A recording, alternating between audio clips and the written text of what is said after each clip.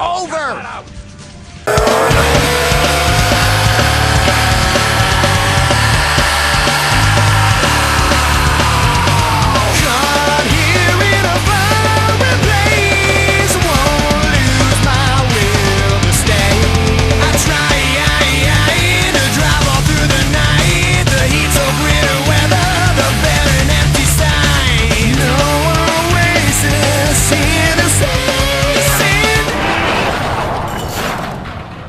Joshua8428 commentaries.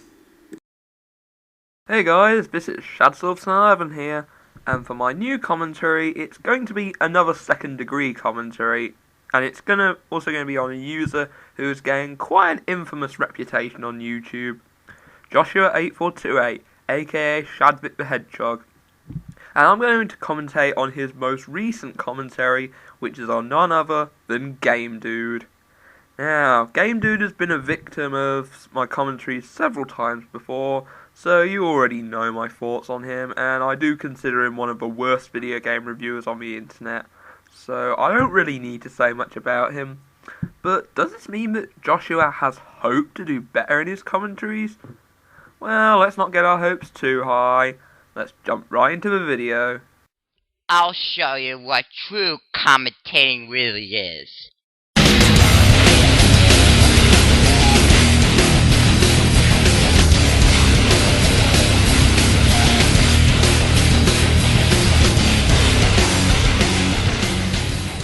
Of course, it wouldn't be a Shadbit commentary without his intro that tries to make him seem badass.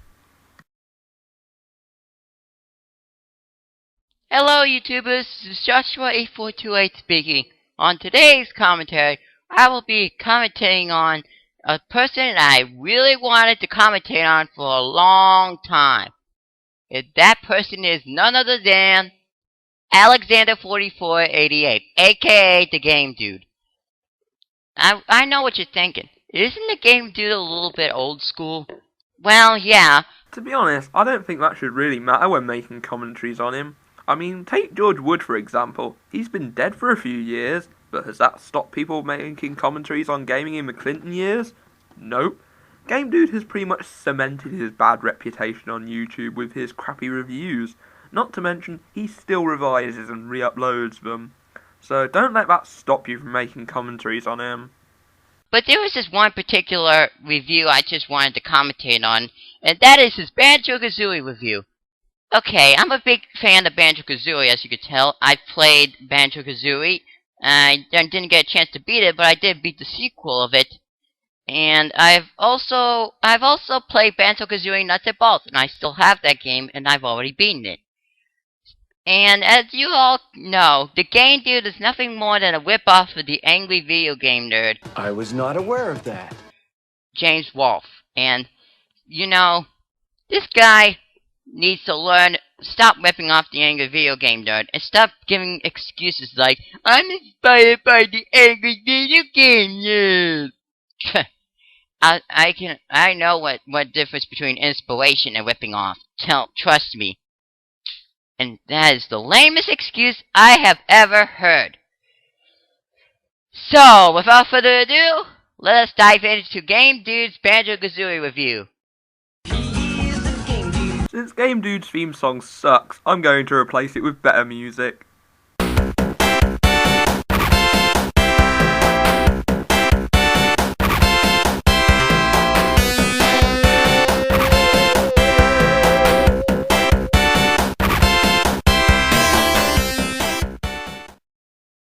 Banjo and Kazooie, a Honey Bear and Regal that starred in classics like Banjo-Kazooie and Banjo-Tooie, two amazing N64 platform games developed by Rare, with excellent control, beautiful graphics, wonderful music, and witty humor. Game Dude, what exactly is witty humor? Maybe he meant to say something else, but that only goes to show he's got bad diction. These games are charms that will forever be a part of our childhood. Game Dude, you say that in all of your reviews. Did every game that you review all happen to be a part of your same childhood? But I love how the music changes to suit the environment, like when you dive underwater.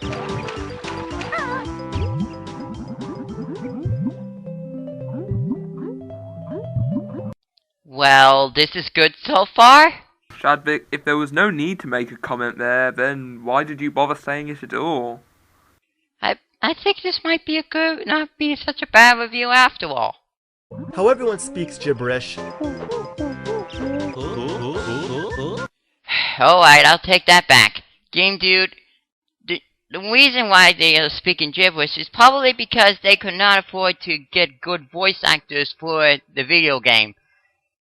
And besides from that, animals don't really talk. Yeah, I just thought you might know that. Shadvik, Game Dude didn't say he disliked the voices. He said he liked them. And you felt the need to make that comment. Why exactly? Here's a good idea. Have a point. It makes it so much more interesting for the listener. And how Kazooie throws you behind her back when running up steep hills.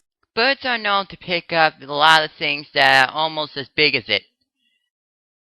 Let me take this for example. Let's say there was a bird that was the size of a human, and it started stalking on us. It's able to pick us up with ease. I think that's why Kazooie has no problem picking up Banjo right behind his back. So whatever did happen to our classic stars?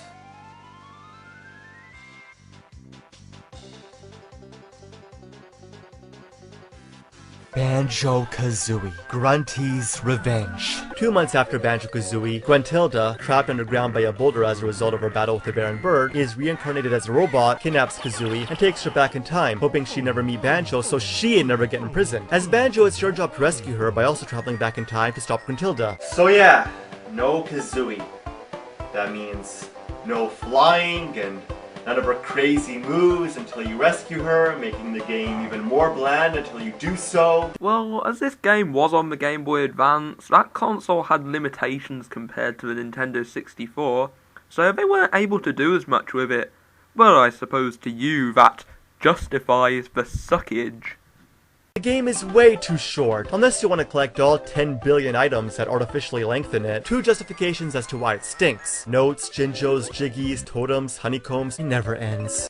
You do realize that Banjo-Kazooie and Banjo-Tooie did the exact same thing, right? And I don't see you complaining about them having all those collecting things, are you? Banjo-Kazooie is known for collecting stuff, right?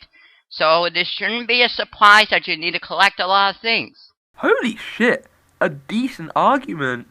Yes, both the N64 games were collectathons, and they can be extended by collecting everything in the game. See, Shadvik, you can make good points if you try. There's simply too many, and the game focuses too much on collecting them. By the time you're done, the Earth will be a moon run by red gorillas and virtual boys. I am not joking. Yes, you are. No, he's not. He can't make a joke to save his life. Most are just out in the open too and don't require much skill to obtain. Why can't I restart? I want to restart, damn it! Love how they only gave Bozai a frontal sprite so you can't talk to him anywhere but front. Hate how you have to talk to him. He's so fucking annoying. Shut up. Shut up! Hear that? He's saying that the gibberish, which he said he loved in the Nintendo 64 games, is annoying. To quote Shellstar1224, you button for the win! Your first fight with Klungo is a joke. You jump onto these platforms to avoid all his attacks, then hit him when his shield is down. Do this 3 times. It's pathetic. This is the first level of the game. Of course it's going to be way too easy. In the rest of the levels, I'm pretty sure that will be pretty hard.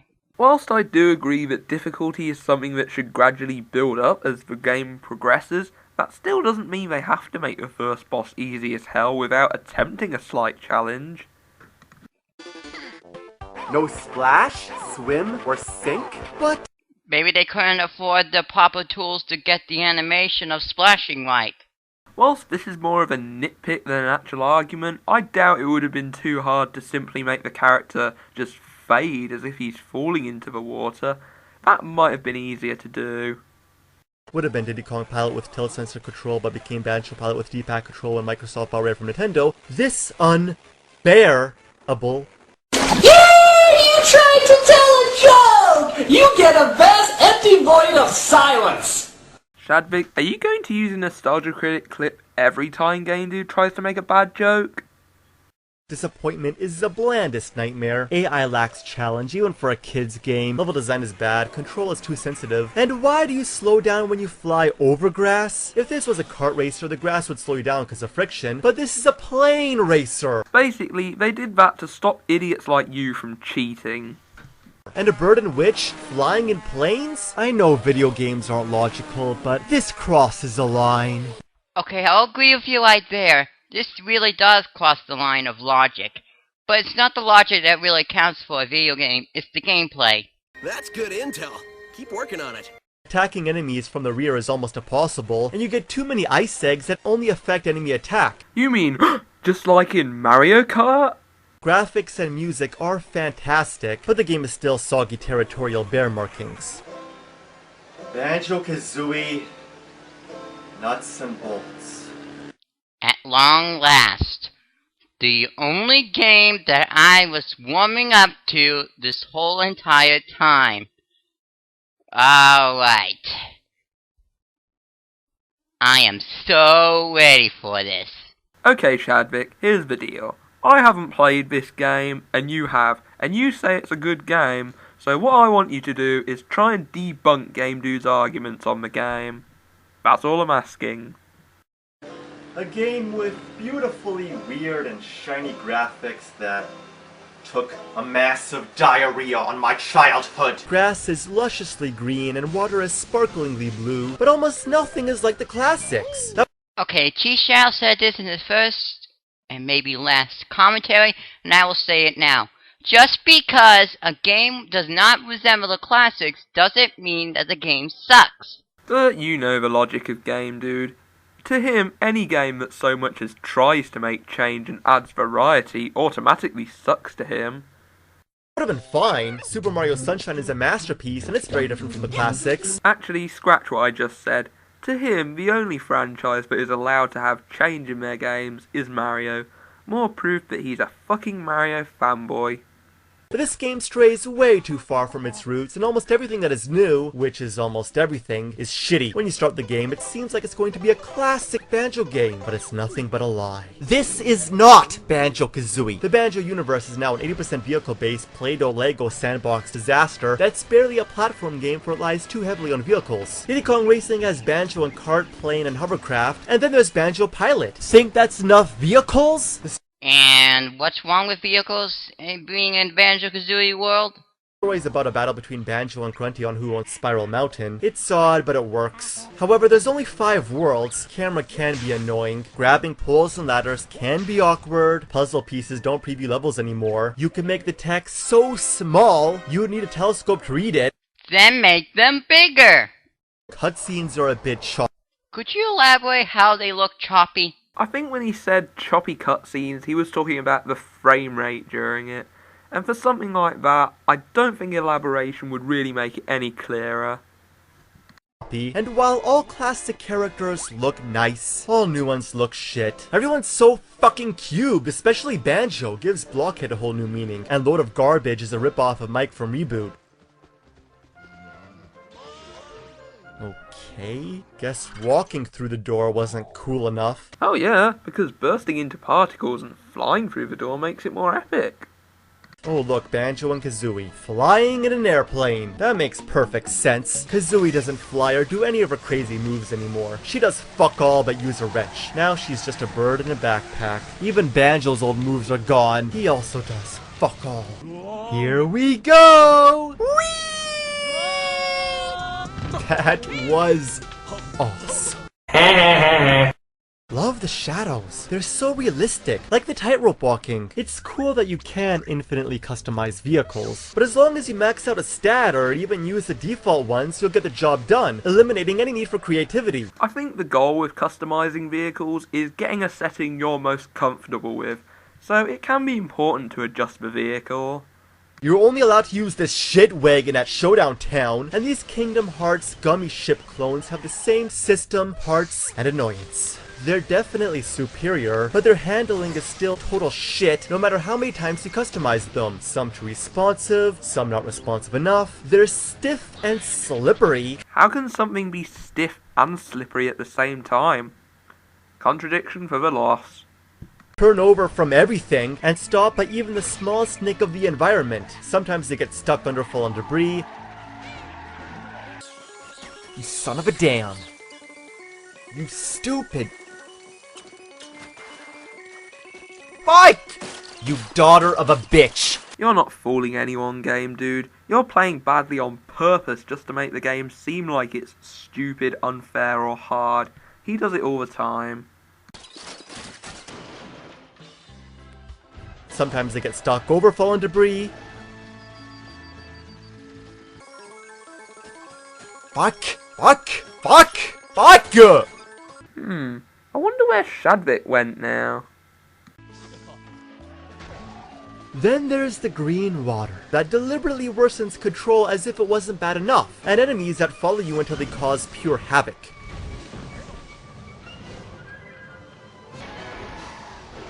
Fucker noodle! No, not the green water. Oh, come on. You don't have to overdo it. They wouldn't be such a pain in the fucking ass if you didn't need them to carry objects that never want to stay inside. Damn it! Perhaps the physics are too realistic, and you have to be so close to the objects to zap them or you'll zap your vehicle instead. Then try pressing the LB or RB button. It allows you to change your target, and you can tell when the target is locked on when it's highlighted into a yellow substance. The game is a mess. I ditch them and go exploring, but then I can't complete the repetitively tedious missions that are nothing but torturous racing, redundant shooting galleries, and ignominious fetch quests. It's all incredibly bland and unimaginative, except the domino one. That one's cool. Nevertheless, they're all trial and error, and cause even the smallest tweaks to your vehicles can make big differences, you'll be in the damn garages more than the missions. Wait a minute, didn't you say earlier that you don't need to customize your vehicles much? Now you say you do need to customize it a lot? Do you have any consistency, game dude? Going back and forth for further adjustments, it's fucking annoying. Showdown Town, the ugly hub world, is basically the only place with platforming. An excuse to call this a platform game. This game was never meant to be a platformer, it was meant to be a vehicle-based game. Nevertheless, this is what the entire game should be like, but not as rudimentary and more diverse, with lands covered with snow, trees, and lava. The vehicles could have been intertwined with puzzling platform elements, rather than stupid missions. To be honest though, I don't think that could have worked. Do you think you could have explained how that might have worked? But as it stands, it's a wasted opportunity, and a disgrace to the Bears' legacy that needs to be rammed up a big bear's bum. Okay, I'm not really gonna go with the final results with this guy, because everything was said before by everybody else. Game dude, stop ripping off the angry video game nerd. He's not gonna listen to criticism. Everything we say to him goes in one ear and out the other. Blah blah blah blah blah blah blah blah blah. Alrighty, time to wrap this up. Without further ado, this is Joshua8428 signing off, and I leave you with this. Banjo-Kazooie's theme song. And here's where I end the video, because this last part is just pointless. So now to give my final thoughts.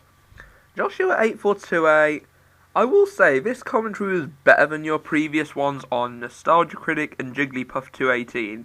You did bring up a couple of decent points. However, your commentary fell flat in several areas. One being that you complained about Game Dude as an AVGM ripoff, but you never brought that up once in the whole commentary.